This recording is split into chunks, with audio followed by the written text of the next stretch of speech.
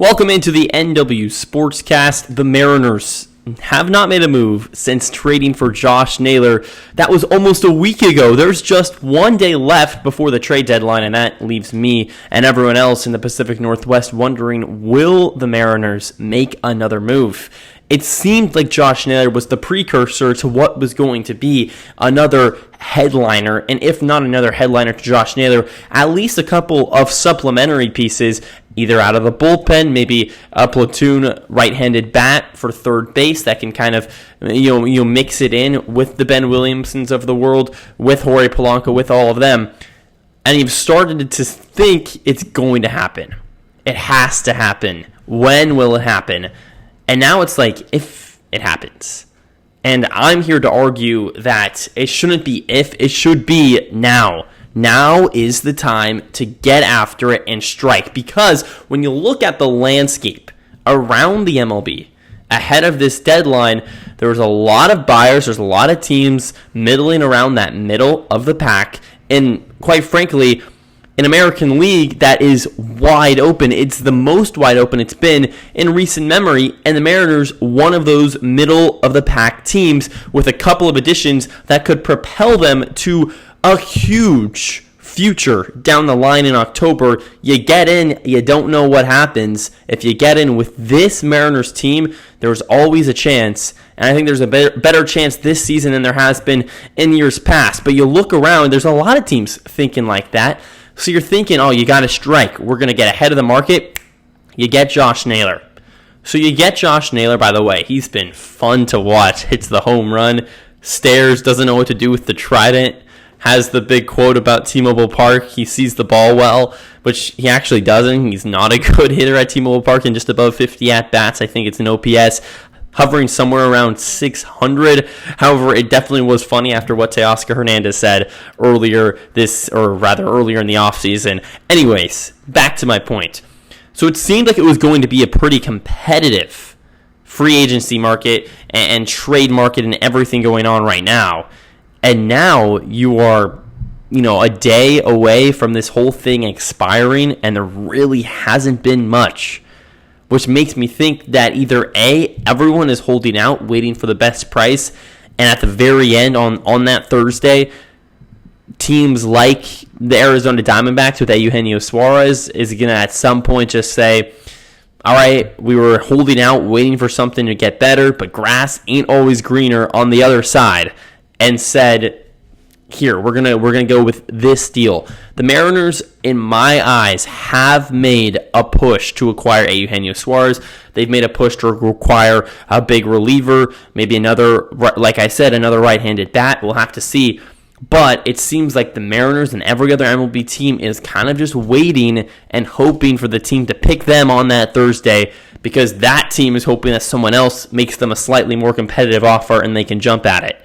So my argument is, why doesn't the Mariners be that team to throw in an extra piece?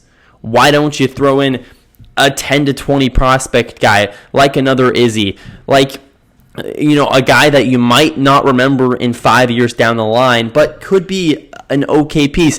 How about this? You trade a guy like Dom Canzone. He is value right now.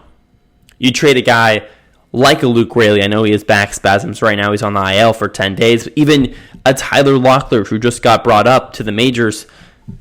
Maybe a supplementary piece like that, a more proven guy that is, at the very least, a backup in the MLB on a lot of these struggling teams right now. You look at the guy like the Rockies. Luke Raley could go into the Rockies and hit in the top half of that lineup tomorrow. Well, actually, not tomorrow because he has back spasms like I just mentioned, but in 10 days. Dom Canzone would hit 5 or 6 times a week for the Colorado Rockies. So if you kind of look at these teams who are selling, it's teams that aren't competitive right now but are still trying to field a product. And guys like Tyler Locklear, like Dom Canzone, like Luke Raley, you could kind of trade in a prospect package.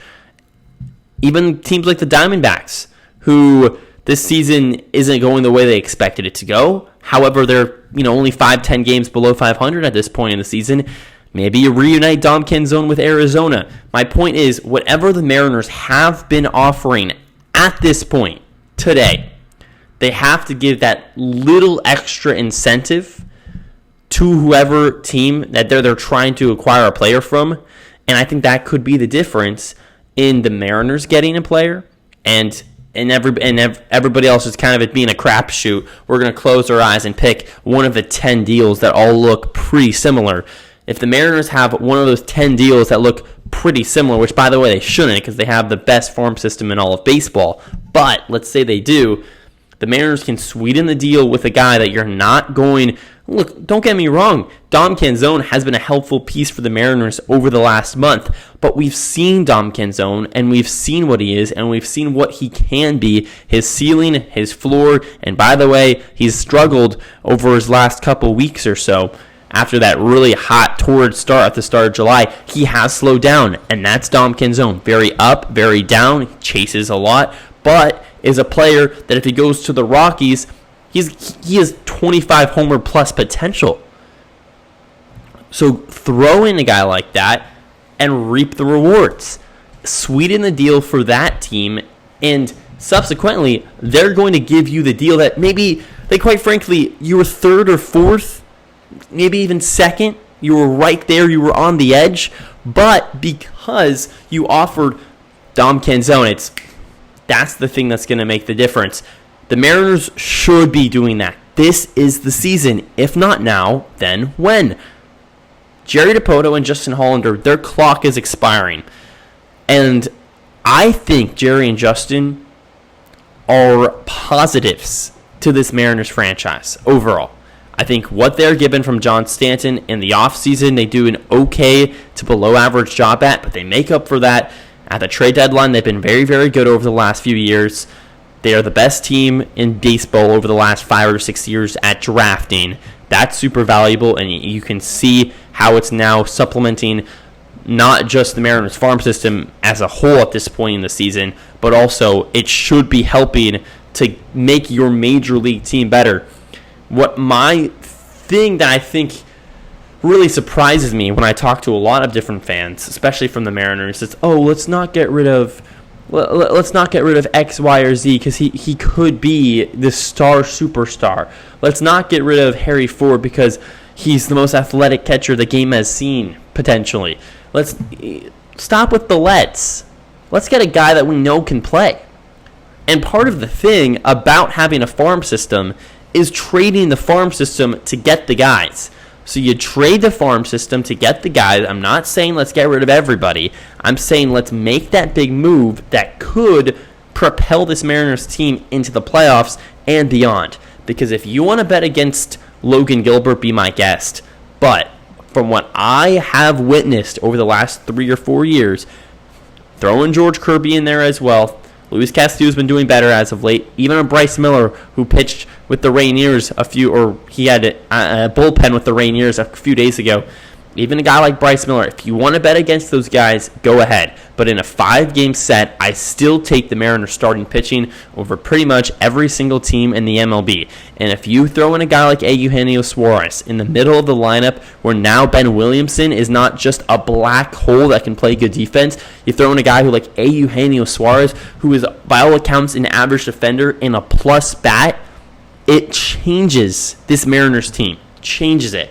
If you have Jorge Polanco hitting 7th, Randy Arozarena potentially hitting 6th in the lineup, it's a game changer. The Mariners should strike, and if that means sweetening the deal with a Dom Canzone, with a Tyler Locklear, it's time to do that. It's time. This is it. I don't care how the Arkansas Travelers are doing. I care how the Seattle Mariners are doing. And this is the moment, and this is the time to strike. There's too many black holes in this lineup to go far or even potentially make the playoffs with the Texas Rangers now right on your hip. You look at a guy like a Ben Williamson. When he comes up, what is the best case scenario? A double down the left field line or a single into right center? That is not going to be enough for this Mariners team to get anywhere far. And quite frankly, Mitch Garver is completely fine to be a backup catcher. Harry Ford, love to the guy. He can go. Tyler Locklear, I trust Luke Raley more when he's back in 10 days. we'll figure it out for 10 days. It's time to sweeten the deal, and it's time to strike now. Thanks so much, everybody, for watching the NW Sportscast. I'm Drew Albaugh saying so long and goodbye. Make sure to leave a comment, like, and subscribe to the video.